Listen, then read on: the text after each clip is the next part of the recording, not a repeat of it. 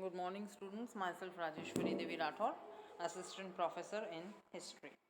आज हम लेंगे महात्मा गांधी के आंदोलन में से पहला ले रहे हैं आंदोलन असहयोग आंदोलन।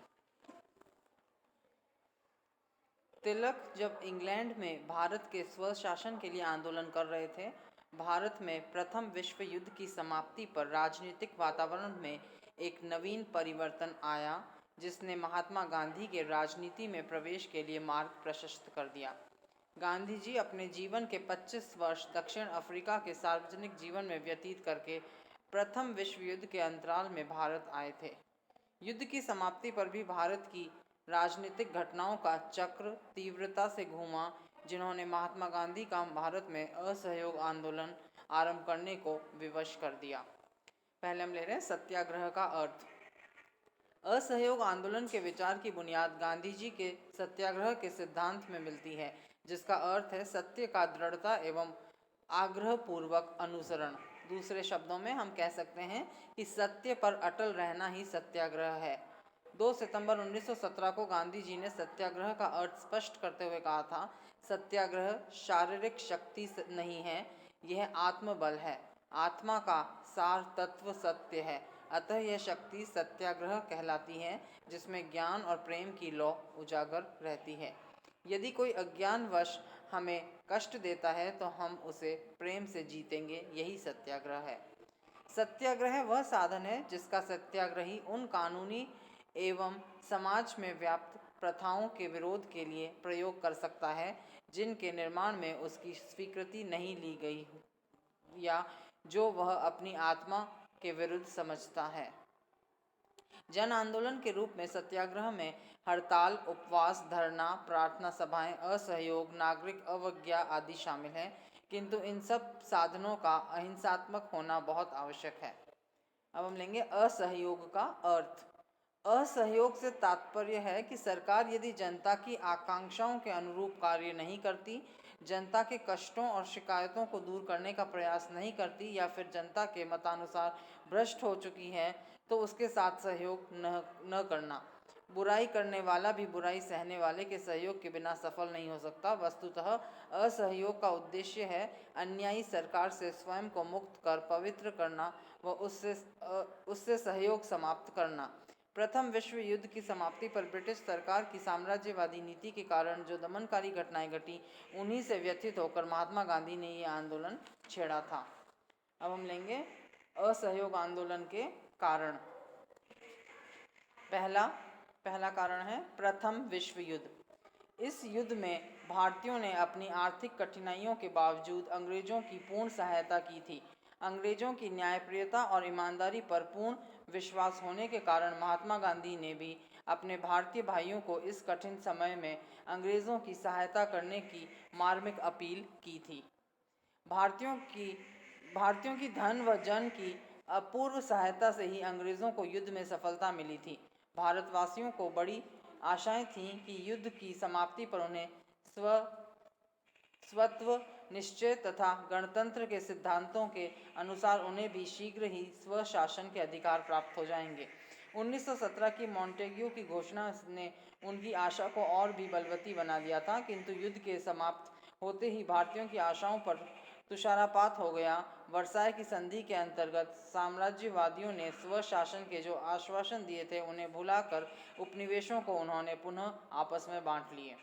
दूसरा कारण था 1917 की रूसी क्रांति। भारतीयों को असहयोग की ओर आकर्षित करने में अंतर्राष्ट्रीय परिस्थितियों का भी सहयोग रहा। 1917 में रूसी क्रांति से विश्व में प्रथम समाजवादी राज्य का उदय हुआ। इंग्लैंड ने अपने दिए वायदे भारत में पूरे नहीं किए। उधर सोवियत रूस ने एक तरफ घोषणा कर एशिया में अपने साम्राज्यवादी अधिकारों का अंत कर दिया। इससे रूसी क्रांति आम लोगों में शक्ति और साहस सृजित करने में बहुत सहायक सिद्ध हुई। इंग्लैंड की सरकार ने वादा करके भी उसे पूरा नहीं किया। दूसरी तरफ रूस ने साम्राज्यवाद को समाप्त कर दिया। लेनिन ने वादे के अनुसार भूमिहीन किसानों को भूमि दी। इसी कारण भारत के भी सभी वर्ग इस क्रांति से प्रभावित हुए। तीसरा कारण था आर्थिक संकट।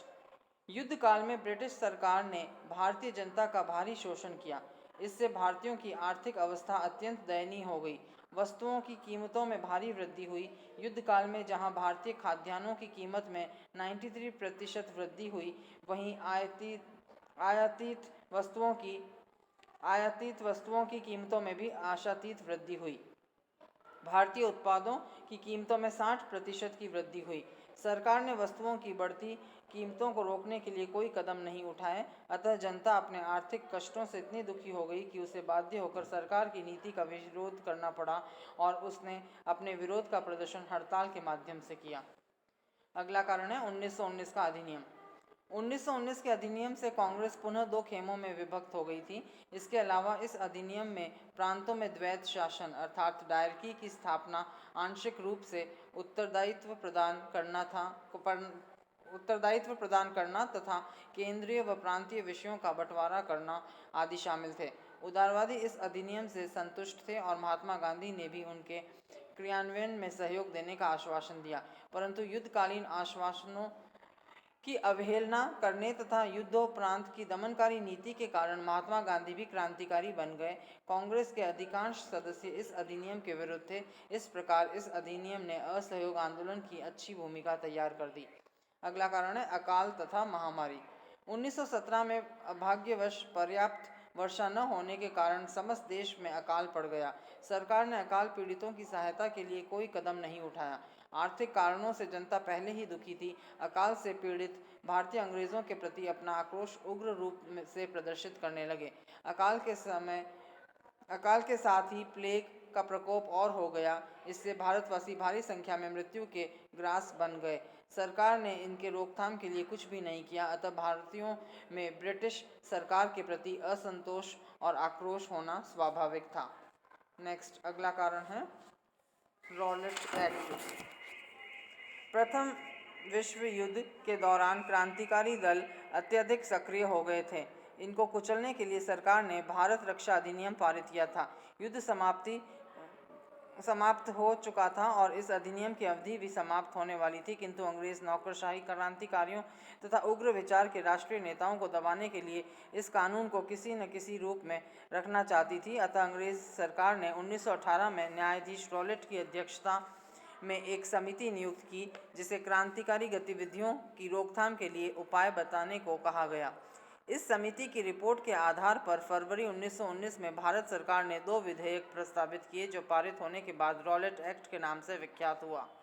इसके अनुसार किसी भी व्यक्ति पर संदेह मात्र होने से उसे बंदी बनाया जा सकता था और बिना मुकदमा चलाए उसे चाहे जितने समय तक जेल में रखा जा सकता था अथवा गुप्त रूप से मुकदमा चलाकर उसे दंडित किया जा सकता था। 21 मार्च 1919 को इस कानून को लागू कर दिया गया। नेक्स्ट अगला कारण था जलियांवाला बाग हत्याकांड। 13 अप्रैल 1919 को वैशाखी के दिन अमृतसर के जलियांवाला बाग में एक आम सभा का आयोजन किया गया।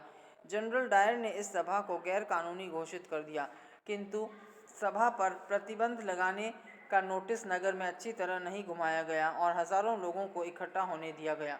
जब लोग इकट्ठा हो गए तब जनरल डायर 200 भारतीय और 50 अंग्रेज सैनिकों को लेकर जलियांवाला बाग में पहुंचा।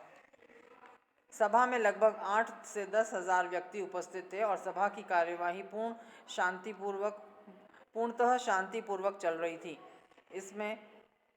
इस समय रॉलेट एक्ट का विरोध किया जा रहा था।